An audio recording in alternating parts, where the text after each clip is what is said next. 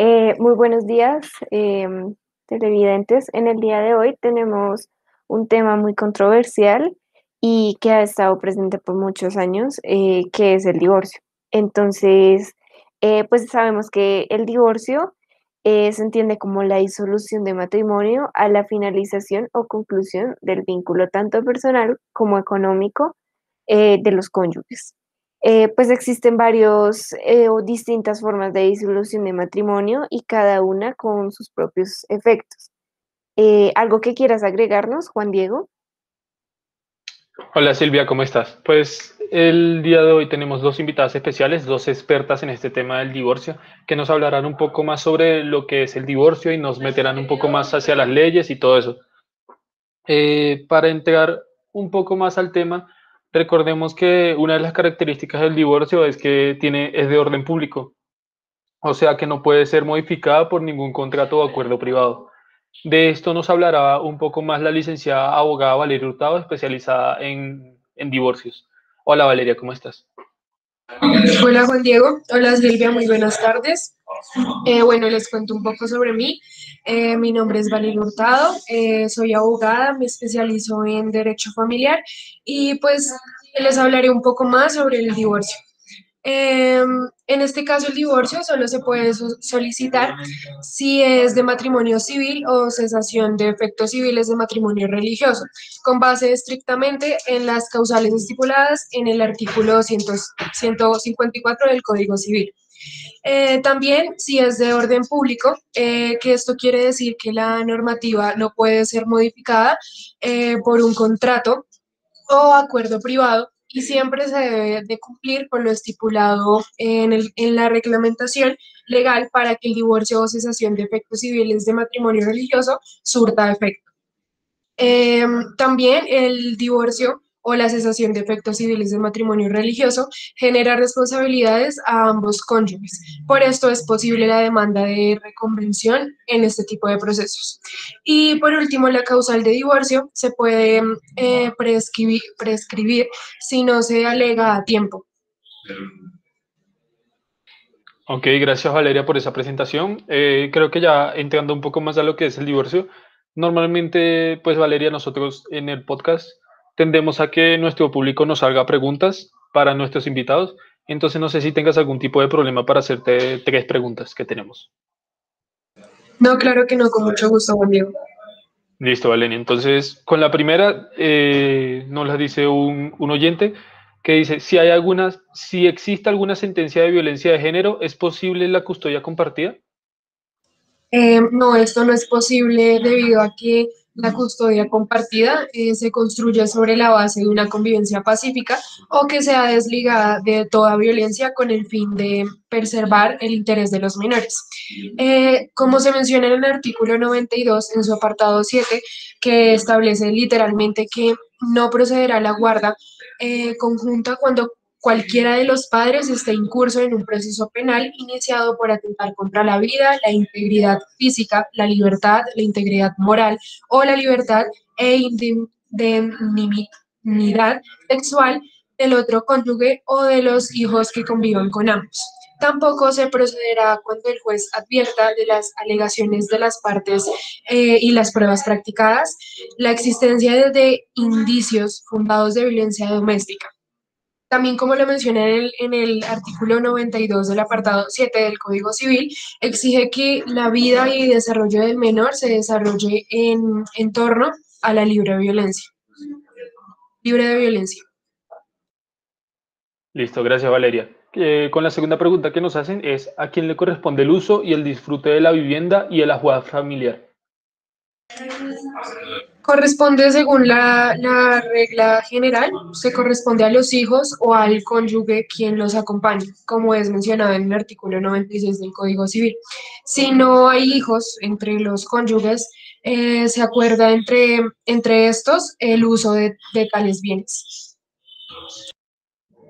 Listo, Valeria. Como última pregunta que nos hacen, dice, ¿qué criterios se siguen para atribuir la custodia total de un hijo? Existen varios criterios, pero pues les mencionaré algunos. Entre ellos está el interés superior de los menores, también las manifestaciones del menor que será oído por el juez y si el juez considera que tiene suficiente juicio, pues será oído.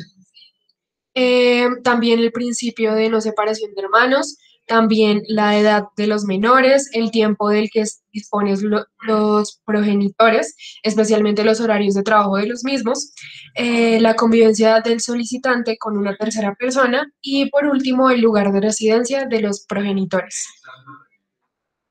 Listo, gracias Valeria por eso, por responder esas preguntas. Creo que ya nos queda mucho más claro todo el tema del divorcio. Ahora pasaremos con nuestra compañera Silvia, la cual nos presentará nuestra segunda invitada especial del día de hoy. Muchísimas gracias, Juan Diego. Quiero darle un saludo a Paula Moreno, que va a contarnos acerca, pues, de ella en este momento. Paula, te escuchamos.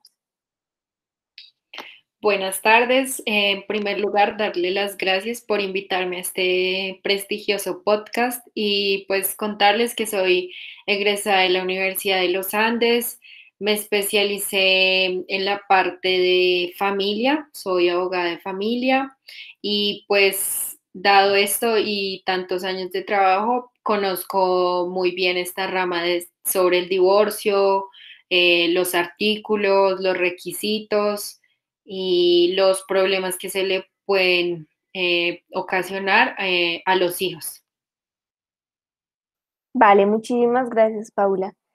Paula, quisiéramos realizarte unas preguntas, como ya nuestro compañero Juan Diego lo mencionó, pues los televidentes están bastante atentos a nuestro podcast, entonces quisiéramos saber si podríamos realizarte las preguntas.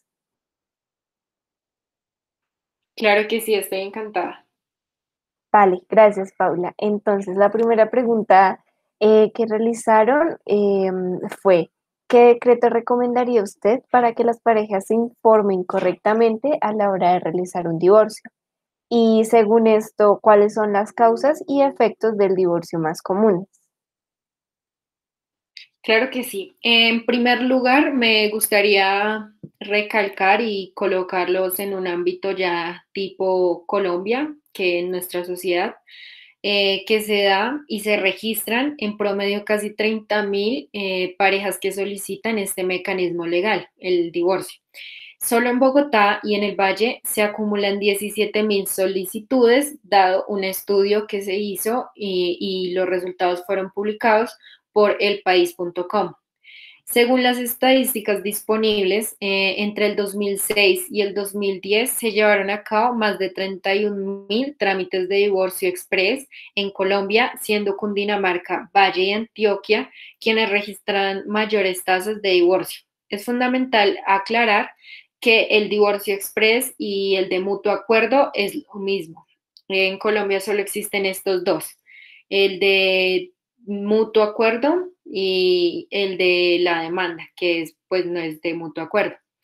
El costo del trámite del divorcio express en Colombia varía entre los 130.000 a los 200.000 pesos.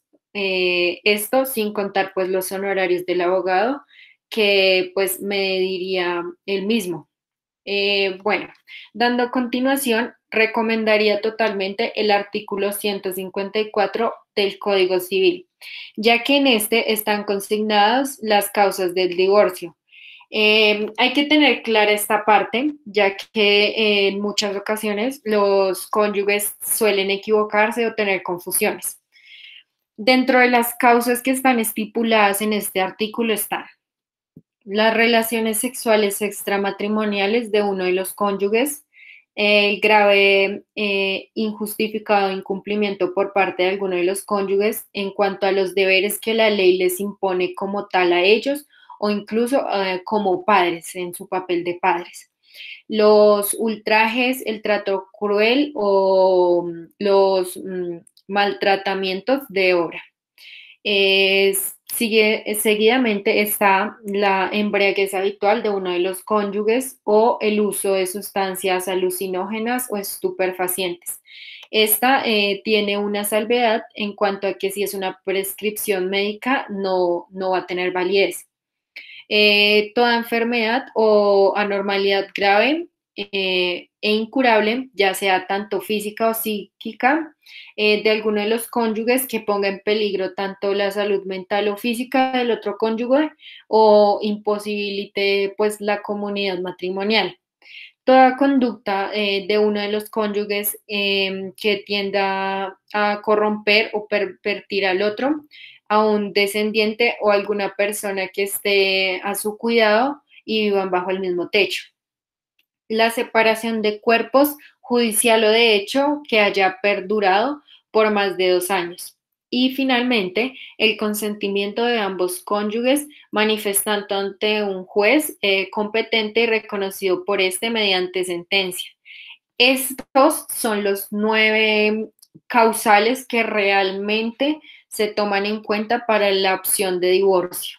Los otros no, incluso estaban sacando uno que era por celos, sin embargo, no está vigente actualmente.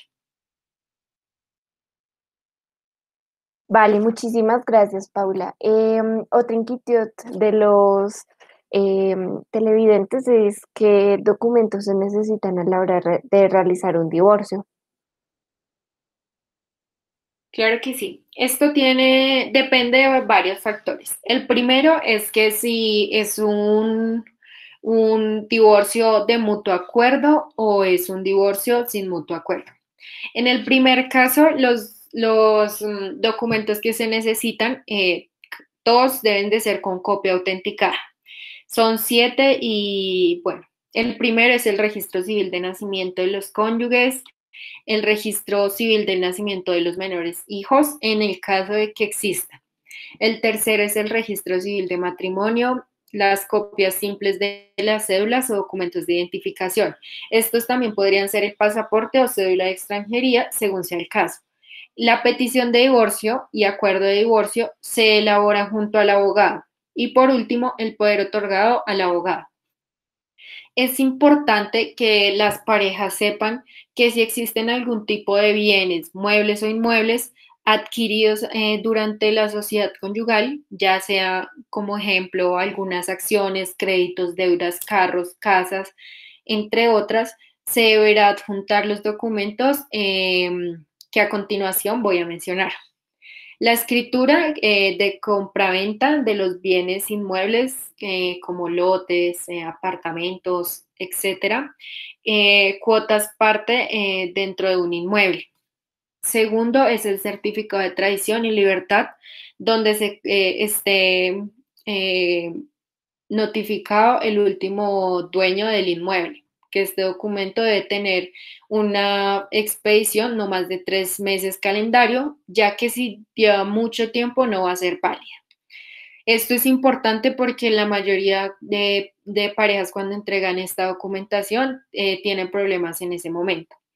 El recibido de impuestos predial e impuestos de valorización del año en vigencia al día en pago. Es fundamental que lleven las cuentas en esos pagos.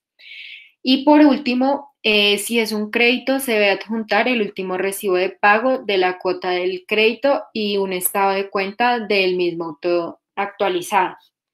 Si en el caso de que alguno de los cónyuges o sea extranjero o esté fuera del país, debe tener en cuenta que para realizarse el divorcio debe darle los documentos y otorgarle el poder al abogado y el acuerdo de divorcio.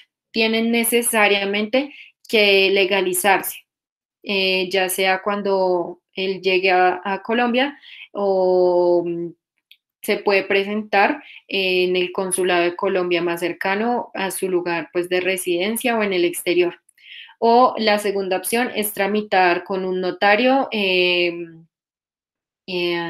pues el documento para que quede válido en Colombia.